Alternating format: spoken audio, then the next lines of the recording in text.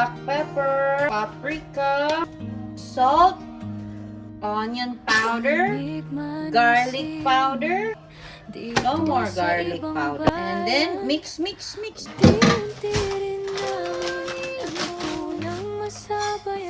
So, ito yung itsura ng quinoa, guys. Oh, ganyan siya.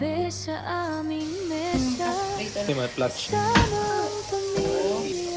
Kompleto ng saya, mangayapak sa parke, tuwing spring na Ala, dumating. ano ba yan? Naputo. Tapos ang mahabang lamig at hangin kay tindi.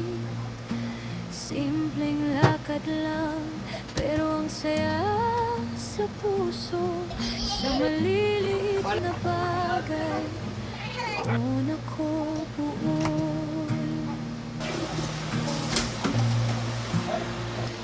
Hindi man madali ang araw-araw, Next. pagod man minsan, tuloy lang ang galaw.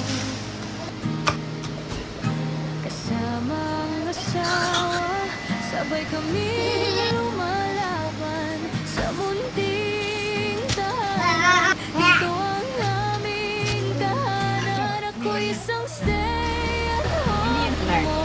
Dito sa Canada, tahimik mang buhay, pero punong-puno ng saya. Walang katapos.